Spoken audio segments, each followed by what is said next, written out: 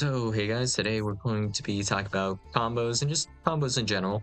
So, if we were to go over, for example, let's say on combo, well, I don't really need a spreadsheet for pretty much any combo, really. Like, is there a combo you would ever really need a spreadsheet for? I mean, a spreadsheet could be useful, but, well, if you're doing just any combo in general, the main thing, well, to get the mileage out of your cards is, well, to use certain synergies, essentially, right?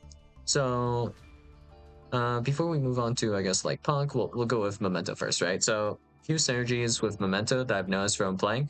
So usually with after the new support, so depending on like what cards you have access to and what cards you're playing, it's going to change. So for example, let's say maybe you're against a Kashtira board that didn't fully get to just make their inboard, I suppose. So maybe like, let's say you ghost ogre Ishtira Birth, and the line was something like special summon Fenrir, add Rise Heart, normal summon Rise Heart. Effect of Rise Heart to bash Unicorn resolves, and then it just happens to bash your Akiran. That does actually change up the combo line. So usually with the combo line after the support, what you want to do is generally to get the most mileage out of your like memento loop, I guess. You would want to use fusion effect to specifically pop the Akiran. And this always ends up working out well because you want something to trigger Akiran, so you need something to pop the Akiran, and then you also need something to technically search with fusion. That's usually not a big deal, but you also want to add a bash card. Specifically, the fusion's really good. So if you add fusion, you can use it again later on the next turn. And also because it's fusion, it actually also has the graveyard effect to search as well. So the most mileage you can really get off of an Akiran effect, just in general, is it's going to be the effect to add fusion back to your hand. And no other card can really do this. And it also just so happens that fusion triggers Akiran's effect. So when you resolve fusion here, targeting Akiran, what's going to happen is you can search, for example, it doesn't really matter what, but we can go with Bone Party, Fracture Dance, Cranium Burst, or Bone Party. And then this will trigger Akiran as well. And this will also be in the graveyard next turn. So it can be reborn again. And technically, if the effect to well, if it is destroyed specifically again, then you'll be able to also search, perhaps like, or not search, but add to your hand like Bone Party used last turn or on the following turn. So it's basically just insane kind of mileage, right? Also worth mentioning, I suppose, to an extent, is that Akiran can technically be used to chain block things. So I can go Bone Party 1, and then we can fusion as chain link 2, like just need these two in the same chain, and then we'll say, well, it has to be a trigger effect, but let's say I want to do Guardian Chimera 1, and then we do Akiran 2. That's actually something you can do to play around like Ash Blossom Joe Spring, interestingly enough, if that is potentially relevant. But yeah, it's just basically working your way up through the synergies and utilizing your synergies for the most mileage out of your cards as possible, right? So with Akiran, there's also the consideration of, well, how did Akiran get to your field in the first place? So Akiran, actually, weirdly enough, there's two ways, I think, to really get Akiran reasonably from your deck to the graveyard. So Akiran, you could technically Foolish Burial this with, I guess, Tatsuno Toshigo here, right? But this is just horrible for the mileage because this could Foolish Burial like 3 cards instead of just the single Akiran, and Foolishing Akiran by itself doesn't do anything, so that's obviously something you would never do. And then play to actually put Akiran on field. There's going to be 2 ways to set it up, really. So we have Twin Dragon effect to search a card, and this adds up to 2 memento monsters from your deck to your hand. So usually I think if you're able to like full combo, you'll want to go add Akirin and then Horned Dragon. And then Akirin should be put into the graveyard with either the effect of Fusion, or it should be by the effect of Memento Lin Sleepy. So one of these two fusion effects are going to put this into your graveyard. And then after this gets put in the graveyard, so if you did it whilst making like a twin dragon, that works. Or we could do the other order. So it just depends on how many cards you have in hand and which one's like reasonable to do. But you can also do like technically Creation King to Foolish Burial, the Akirin, and then when you resolve Twin Dragon has the effect to pop 1 memento monster. So when it pops itself with that effect, that's going to set up the Reborn for Akirin. If you fusion summon with Sleepy, you're usually going to be able to have 1 additional body as well, because you also have the idea of like adding Sleepy with the Twin Dragon. You have the idea of adding Sleepy with like Gaddock. You usually will have access to both forms of fusion if you have access to one of them. So after you perform the fusion summon, you just need to resolve like any memento monster effect to trigger accurate graveyard effect, but the main thing is just getting it into the graveyard in the first place.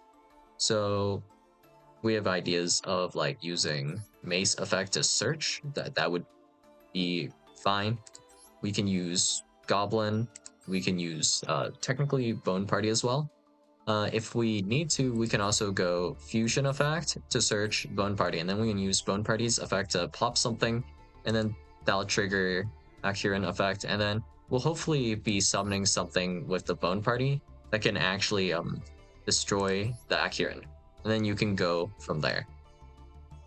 And this is going to vary from hand to hand, like when it's optimal, and the ordering is going to like vary situationally.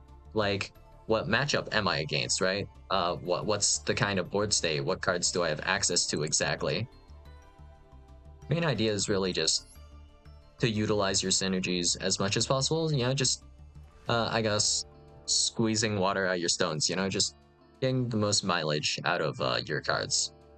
So if we go to Punk, like the Punk combo is not as free flowing as like Memento, I suppose, because there's like a decent-ish amount of variation in Memento with how the combos work and like the ordering and stuff.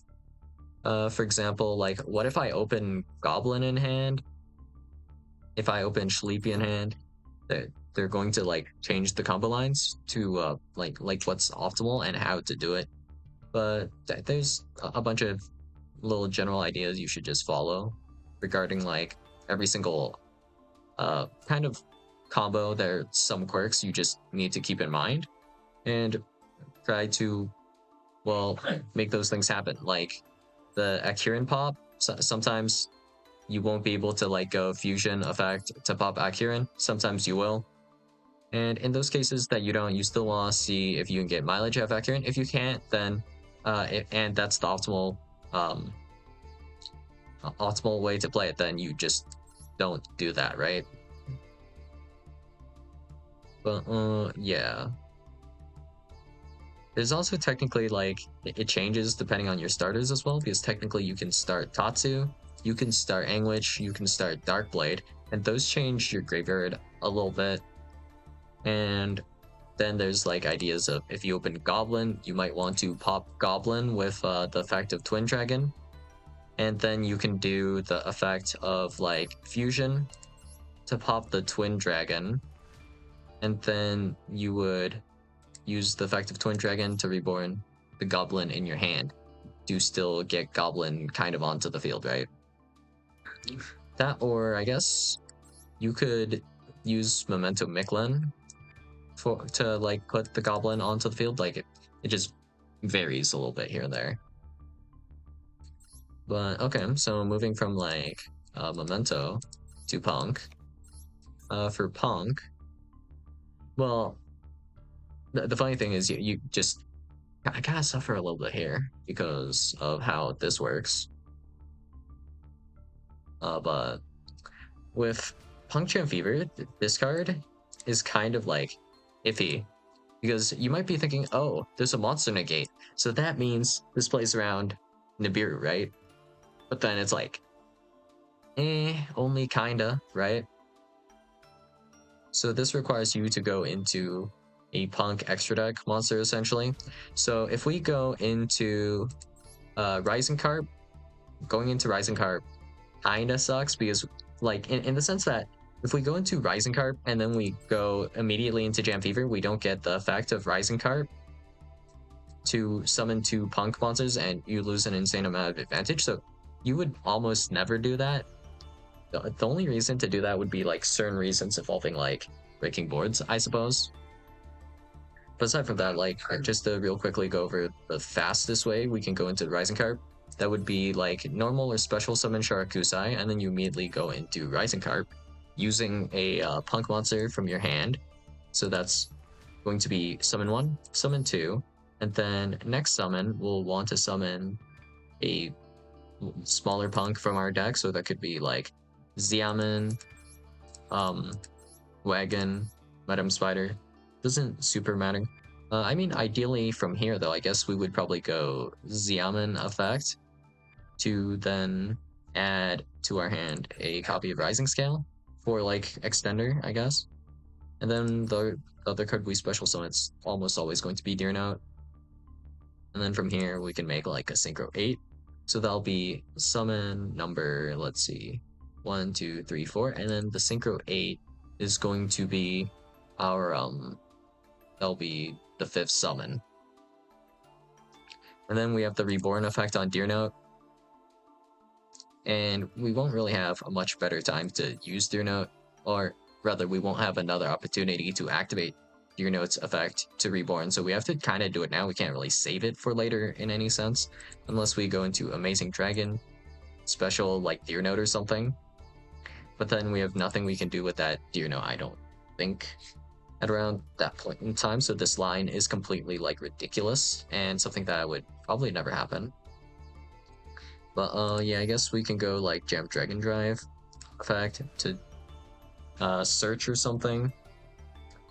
And then from here, we can go make Jam Fever using either Gem Dragon Drive or Rising Carp, which we would presumably reborn with Deer Note, or you could reborn like a level 3 monster. It'd probably be this one though, to put Jam Fever on top of this, so we have no further opportunities to be Nibiru'd. And I think this is probably the best line you could do to play around Nib with this deck, sadly enough. There isn't really much else you can really do. I guess we don't need to actually do Xiamen, we can actually do Wagon here. And then since this is 5th summon, Gem Dragon Drive can add Xiamen. And then we can special summon Xiamen with the effect of the field spell, I suppose. And then this will add the Rising Scale from there. Okay, yeah. That makes a little bit more sense. Just a little bit though. And this has an effect to special summon from where? Deck or graveyard? Okay. So I think that is the best line you would have to play around this.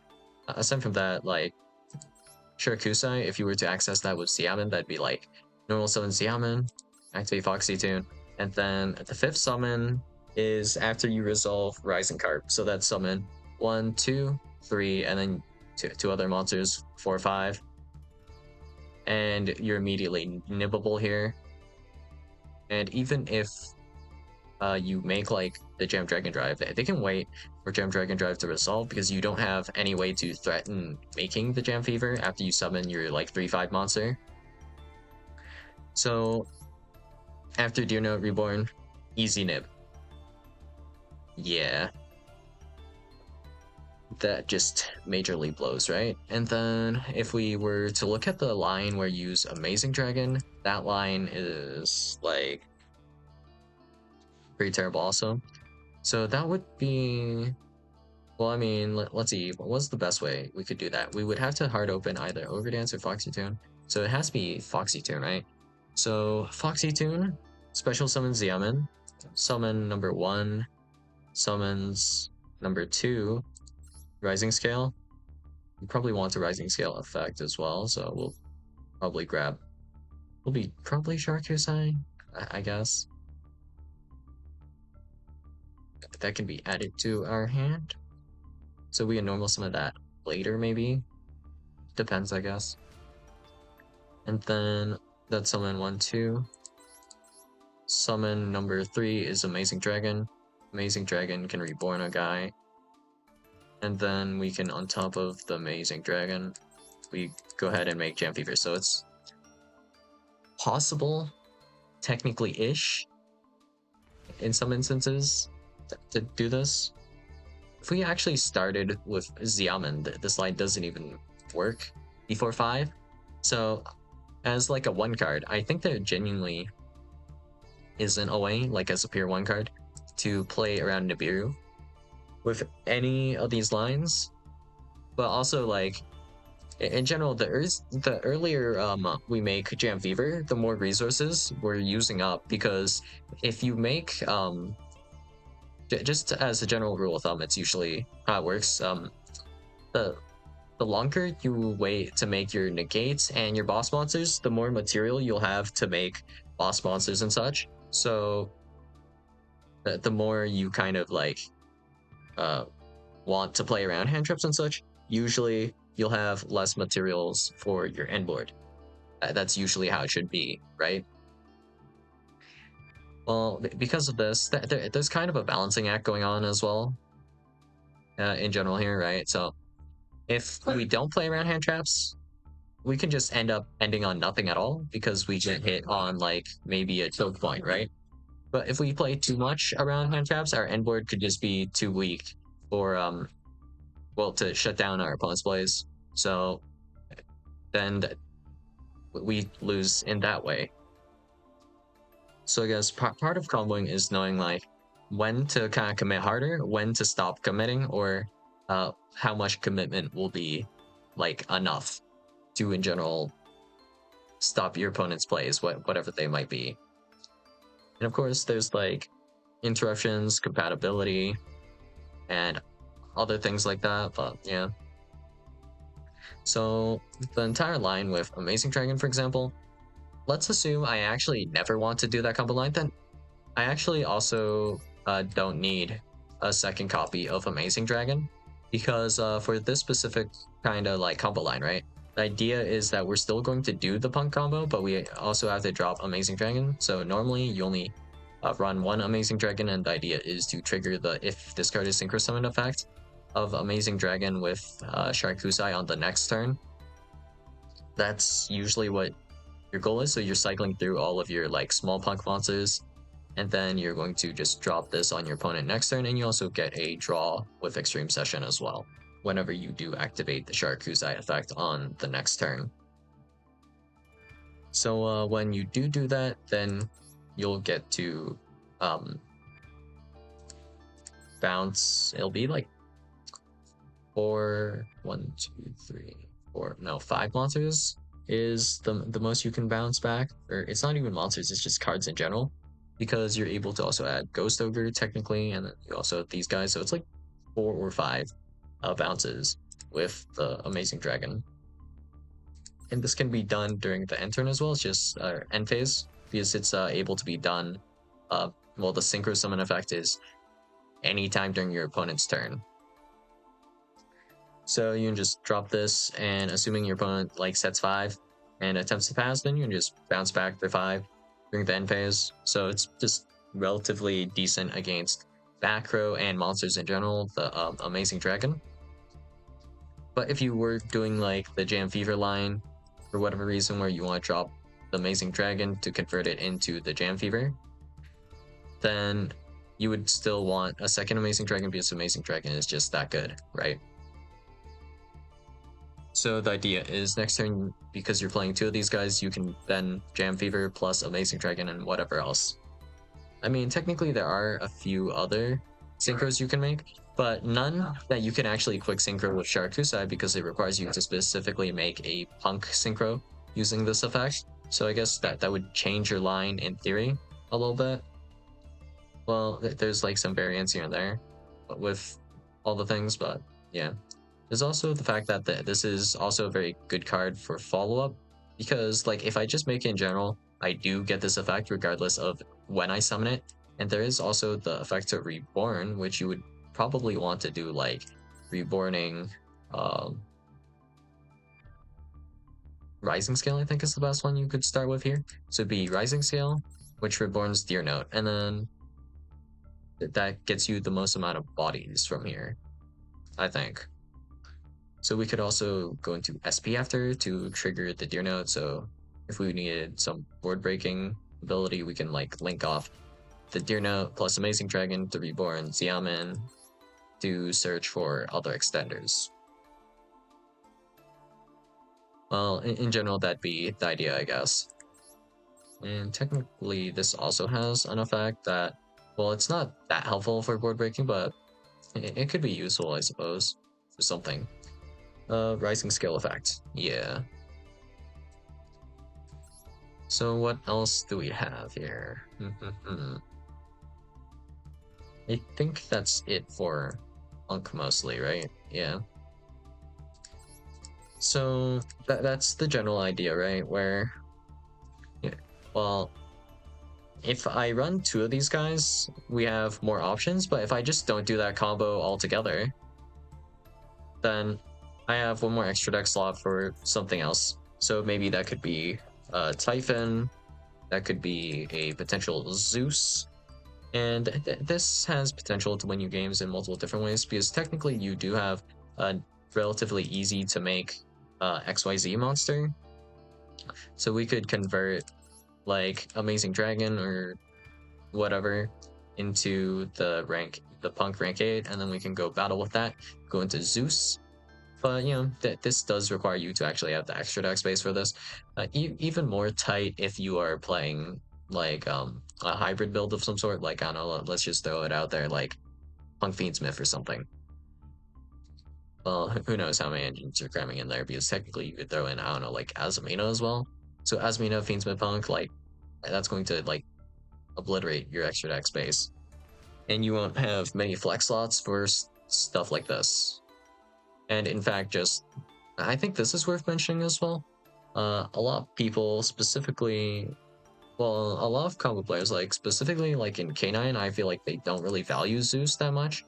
So a lot of builds, it's not like every build, but there's a good amount of builds that just don't run Zeus, but they do run Typhon, because there's like the idea of Lupus's effect, where you can kind of counteract Typhon's kind of obnoxious effect, where you cannot special summon the turn after you, or no, not the turn, for the rest of the turn after you summon Typhon, but you're not really summoning much because it's your opponent's turn anyway, so you can just go Lupus effect to rank up into like Typhon by itself, or just XYZ summon Typhon using just itself as material. And this could, in theory, like negate a bunch of different monsters. Well, it depends on the exact end board where this would come up. I'm genuinely not sure when you would actually want to do this line. But also worth mentioning, I guess, is that like with the Typhon, a lot of your guys are actually on the smaller side. So the only thing that gets turned off by Typhon is like Caesar. And then we have the idea of if your opponent activates from the hand or the graveyard, like any monster effects are activated in those locations, then you can bring back Lupus again, and it's just at least a body for something, I guess, right? There's also Typhon's effect to like bounce back a monster to the hand, which might be potentially useful as well. Well, yeah, either way, there is just a lot more to comboing than just like spreadsheets. And I guess some of the fun in Yu-Gi-Oh is kind of like solving like OTK, like it's kind of a lethal puzzle, you know? where you might have had a line to win the game, but maybe you just didn't see it, or maybe you did see it, but you made a misstep somewhere. I mean, one of the most frustrating things, I mean, it's you only got yourself to blame, but it's like when you actually did have a lethal combo or a line for lethal or a line to win the game, but you just didn't actually realize till after you did something that makes that line no longer possible, whatever it might be. So one example, I guess, would be like if you sequence something wrong, I guess. So maybe like you were supposed to activate specifically with this hand, you were supposed to do Sharakusai first, and you actually just needed to hold Xiamen. And the reason behind this is maybe because your opponent burned themselves or something, something goofy. So if we actually held on to Xiamen effect, we could have we had a way to, like, let's say Sharakusai resolves because we're going second. The idea would be like we can go into Jam Fever with the Rising Carp, and then that turns off my opponent's like thing, like their monster, and then I have the option of going into like Xiamen to then grab. It would be, I guess, it doesn't really matter too much what we grab here. Potentially, I guess it depends, but maybe it's like idea of grabbing like Rising Carp, special Rising Carp, and then we don't actually bother doing Rising Carp effect, and we just go directly into like Pep and Punch for game or something. There's some like funny Pep lines that can come up if you sequence like differently. So maybe it's something funny like they have your opponent doesn't well, that's not the right monster. This one, right? Yeah, Ilya Sylvia. So maybe your opponent was holding for your, let's say, fusion, because they want to trade this offer or whatever interaction they have with your fusion, because your fusion, like if we just resolve the Sharakusai and this gets negated, we still have Sharakusai as a body. If we wait till the fusion monster, we can remove any body. So you go also technically that there are no graveyard triggers off of any of the fusion material of Sharakusai, so you lose a card in hand as well. So maybe that was your opponent's plan, I guess. And because they didn't negate this, you have an opportunity to just make the rank 8, and then by making the rank 8, they can no longer activate that effect. And maybe you just can punch over something for game. I guess, right? Funnily enough, now that I think about it, imagine a line where your opponent is playing like maybe some Kashtira cards plus the Azumena cards.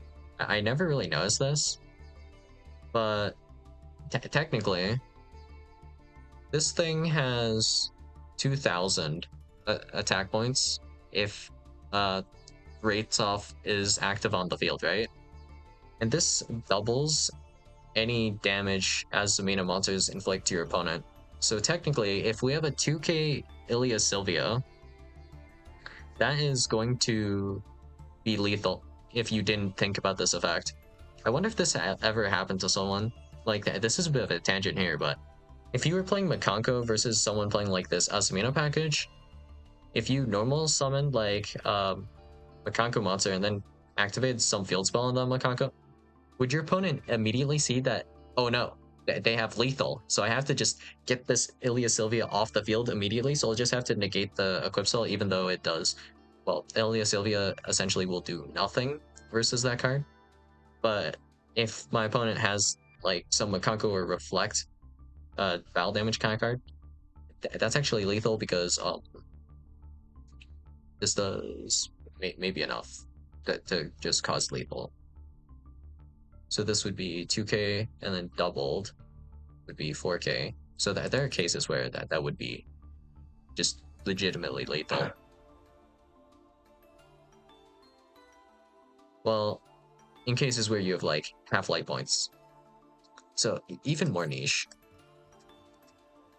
Because that doesn't kill with like 8k.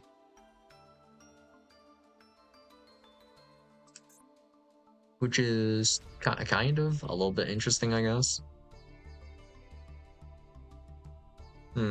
Yeah. I don't think this effect specifically is going to be that useful. Wait, it says except for Ilia Sylvia. So wait, do we have another Azumina monster that's bigger that we could just reflect? Maybe Mo Regina would be more reasonable. I don't think anyone ever really makes that, right? Actually, Saint Azumina. If you had Saint Azumina plus Ilia Sylvia, then oh, wait, that is lethal then, right? Normal summon Makako, equip it with an equip spell. I mean, that's not possible with Saint Azumina, right? Because you can't target your own cards, right? So if you just did normal summon a guy that had 0 attack points and reflected battle damage, and then you specifically attacked into Saint Azumina, that's actually that can just be lethal. Huh. Well, the more you read the cards, the more you figure out, oh, these cards have a lot of text. That's what I'm feeling here right now. But yeah, I mean, mostly still just about figuring out the synergies. So Punk line, I don't think has like that much insane synergy, but few things worth mentioning, I suppose, like Xiamen. The effect to gain attack, like the graveyard effect here, it's simultaneously good and not good. So it's not good in the sense that like the effect itself is not that great, but it's still good in the sense that this is actually really good at chain blocking a bunch of different effects. So usually if you were to make like, it's not just a punk synchro actually, it's just any punk monster, or not any punk monster. If you have any punk monster in the field and then you just synchro summon and make a synchro, Xiamen can just trigger and chain block any on summon synchro effect. So if we wanted a really fun one, I can't really think of any off the top of my head at the moment, but I think Chaos Angel might be possible, right? One tuner, sure. So let's say I have a non-tuner light or dark monster that's level 7 for whatever reason. We can chain block Chaos Angel with Xiamen, in theory, as long as I have another punk monster. And that's just a thing that can just come up. Kind of annoying, honestly, in my opinion, is that the fusion is not a trigger. Kind of would be a little bit better for punk, because then you could use like Sharkusai plus Xiamen, and then you can go like chain 1 fusion effect to like tribute itself and summon a guy, and then we can Xiamen chain block, so to make sure we just actually put bodies on the field, and then just make it so you actually somewhat have to stop Sharkusai effect. That small change would be much appreciated, I guess, right? But actually, no wait, that line doesn't even fully work because specifically it's not on field after after it tributes itself. Unless it tributes for effect instead of cost. It'd be 2 small changes. But yeah, I think that'd be kinda cool. To just make it mesh a little bit better with the Xiamen. Just being able to chain block Ash Blossom, I guess, really. Nothing else really of note here. I don't think. But yeah, I mean, you're just trying to get mileage out of your cards any way you can. And well, I don't really have any examples for today prepared, but I'm sure you've had it happen like a good few times yourself. So yeah, that's all I got for you guys today, and I'll see you guys in the next video. Bye.